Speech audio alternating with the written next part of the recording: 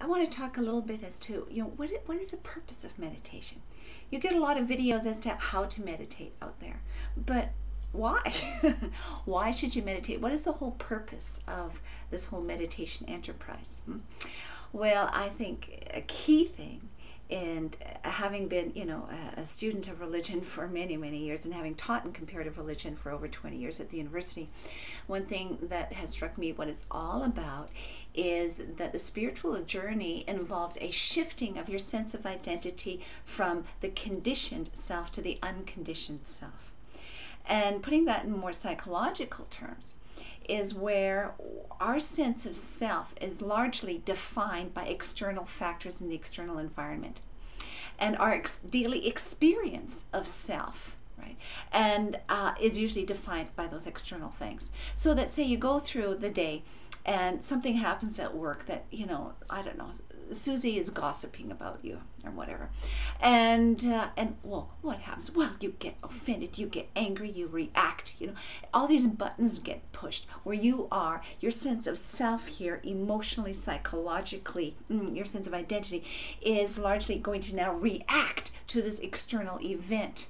And that external event of Susie gossiping about you is defining and determining and, in a sense, controlling who you are and your sense of self.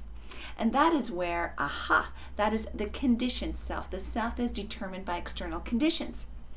Now, the purpose of meditating, of sitting still and just being present to yourself, right, and just often observing your breath or whatever technique you want to use, is that you start to observe and notice the difference between your conditioned self and your unconditioned self. That there is this self that's always the observer of the events. There is this self that is, that is having the experience of certain emotions, such as depression, sadness, anger, joy, ecstasy, whatever. Right? And then you become aware that, this is the self that's having that experience. But that experience isn't necessarily just the self. And so you start to see this separation, this distinction. So you realize that, it's not that I am the depression or I am this ecstasy. Right, mind you, I might make an exception on that point. But anyway, but you start to become aware of this distinction, right? And then it's like, no, the I that is having this experience is having this experience of depression going through me, flowing through me. This is what's happening in this moment. I don't have to allow this to dominate and dictate and define who I am. I am not that depression. I am not that anger. There's just things triggering this sort of emotional reactive response within me. And this is a reaction that's happening to something outside of myself. And once you become more aware of that distinction, right, it becomes liberating. You then start to realize that yourself is something that's bigger, more deeper, beyond these external factors, these external events, things happening around you and about you. It's like your sense of self transcends that. And that's when you're getting into a sense of the unconditioned self. And that is when you can come into a place of pretty steady, constant peace and contentment and joy, even when things are going bad, even when all hell breaks loose. Your sense of self can kind of just ride it out because you're not identified with it. You're not going to be caught up in that whole drama.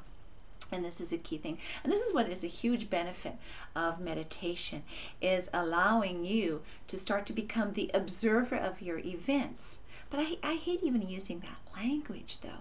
That's the language that's used. It goes all the way back to Hinduism and Buddhism have been the two key religions I've really promoted and talked about this.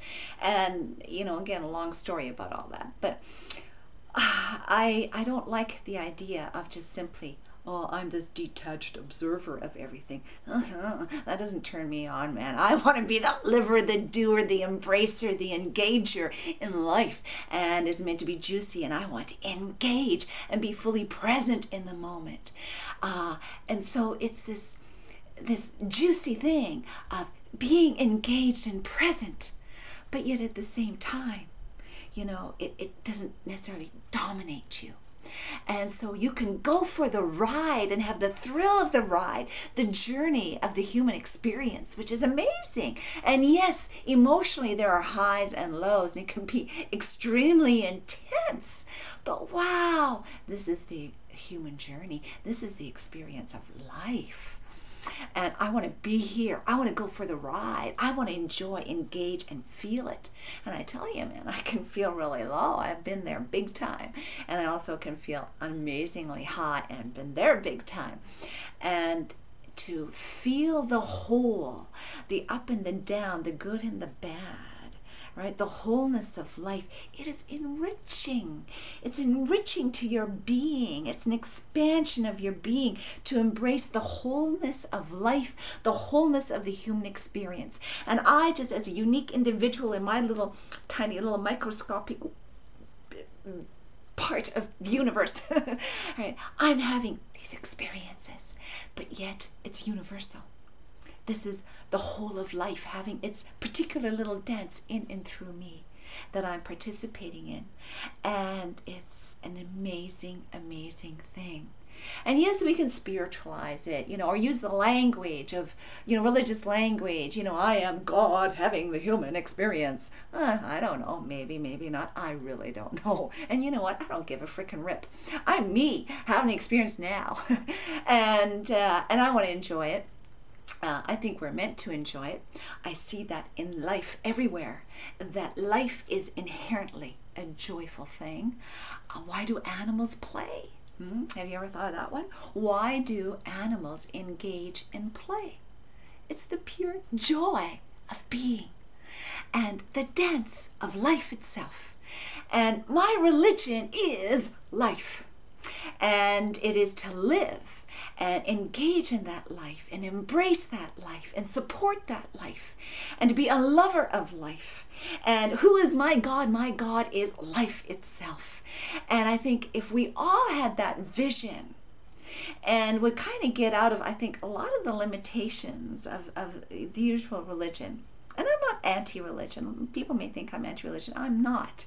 I just think we need to use different language, reframe things, redefine what's really, what it's all really about. And I think we can find a huge amount of universal ground. And the universality, that universal ground that we can find is that we're all a part of this dance of life. And so, to be spiritual and take on the spiritual path is to consciously, with awareness and with whole beingness, engage in a most delightful way the beautiful dance of life. That's what I'm about. And that's, quote, the religion I would preach, if you want to call what I do preaching. So anyways, meditation, yeah, well, I see it as the sense of centering and getting clear and getting back to your core self, which does not have to be defined, determined, controlled by external events, factors, dramas going on. Stories we come up with in our mind about, oh, it means this, oh, this is that, oh, that is this, and other people telling us their stories, oh, this is that, and that, and this. Forget the stories. Just be here now. And you hear that a lot. But I don't like how they kind of spook it up and make it so Buddhist, Hindu, and all the extra baggage that goes around with it. I'm not crazy about it. But being here now just is. It's life. Embrace, enjoy, and be true to yourself. Come into that core place so that I'm here for the ride, but hey, there's something to the self that is just a part of this flow of life that goes beyond the little dramas of Linda Christensen over here or Joe Smith over there. And then it makes it a lot more fun.